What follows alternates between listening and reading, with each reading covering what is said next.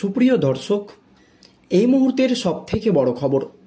দর্শক, আর.জি. কর কাণ্ডে মহিলা চিকিৎসকের মৃত্যুর ঘটনায় এতদিন পার হয়ে গেলেও এখনো পর্যন্ত রাস্তায় নেমে প্রতিবাদ করছে সমাজের সমস্ত শুভবুদ্ধি সম্পূর্ণ মানুষ।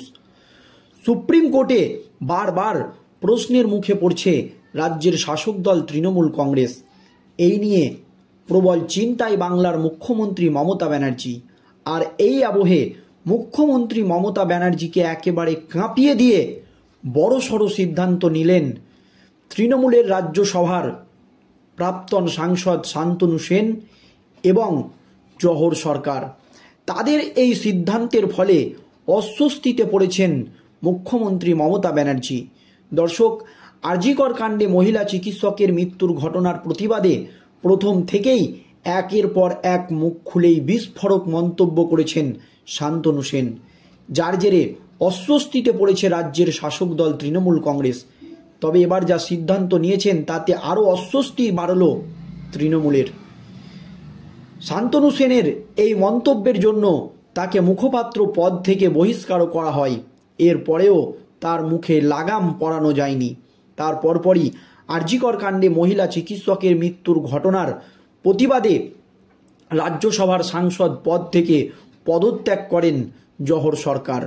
মুখ্যমন্ত্রী মমতা ব্যানার্জির অনুরোধ সত্ত্বেও তিনি আর থাকতে চাননি এই রাজ্যসভার সাংসদ পদে।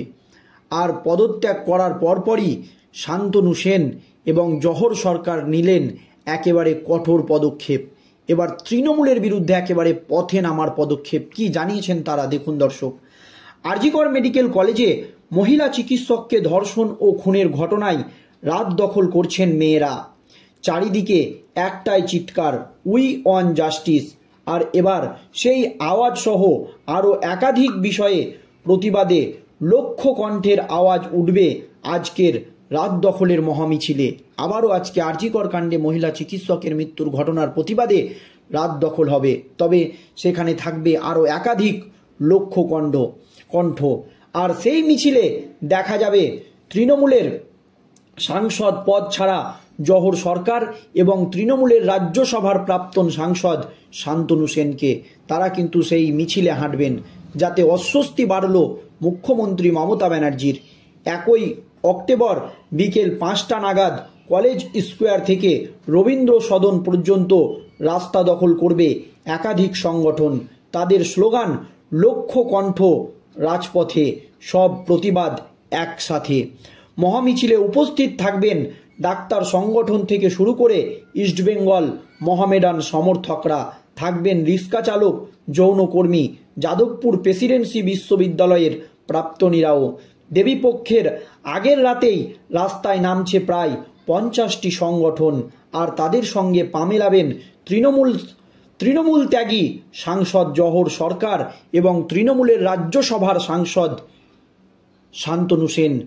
এমনটাই সূত্রের খবর, যাতে প্রবল অস্বস্তিতে পড়েছে রাজ্যের শাসক দল তৃণমূল কংগ্রেস, বাংলার মুখ্যমন্ত্রী মমতা ব্যানার্জি। আর.জি. কর কাণ্ডের প্রতিবাদে রাজ্যসভার সাংসদ পদ ছেড়েছেন তৃণমূলের জহর সরকার। সরকারকে নিয়ে একাধিক অসন্তোষ কারণ ব্যাখ্যা করেন মুখ্যমন্ত্রীকে চিঠিও দিয়েছেন জহর সরকার। একাধিক অসন্তোষের কারণ নিয়ে মুখ্যমন্ত্রী মমতা ব্যানার্জিকে বিস্ফোরক চিঠি দিয়েছেন জহর সরকার। একাধিক দুর্নীতি প্রসঙ্গ টেনে সেই চিঠিতে তিনি লেখেন, মাননীয় মহোদয়া, বিশ্বের করুণ এই মুহূর্তে রাজ্যের সাধারণ মানুষের যে স্বতঃস্ফূর্ত আন্দোলন ও রাগের বহিঃপ্রকাশ আমরা সবাই দেখছি, এর মূল কারণ কতিপয় পছন্দের আমলা ও দুর্নীতিগ্রস্ত ব্যক্তিদের পেশি শক্তির আমফলন। আমার এত বছরের জীবনে এমন ক্ষোভ, সরকারের প্রতি সম্পূর্ণ অনাস্থা আগে কখনো দেখিনি। এমনটাই জানিয়েছেন তৃণমূলের রাজ্যসভার সাংসদ পদ ছাড়া জহর সরকার। সরাসরি মুখ্যমন্ত্রী মমতা ব্যানার্জিকে তিনি লিখেছেন একাধিক দুর্নীতির প্রসঙ্গ টেনে।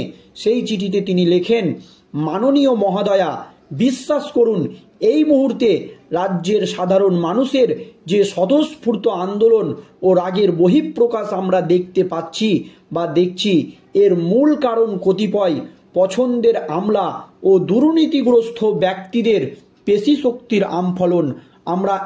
আমার এত বছরের জীবনে এই ক্ষোভ বা সরকারের প্রতি সম্পূর্ণ অনাস্থা আগে কখনো দেখিনি, এই বিস্ফোরক মন্তব্য করেন জহর সরকার। এবং আজকে যে রাত দখলের কর্মসূচির ডাক দিয়েছেন বাংলার সাধারণ মানুষ, সেই মিছিলে সরাসরি হাঁটবেন জহর সরকার এবং শান্তনু সেন। অস্বস্তি বাড়ল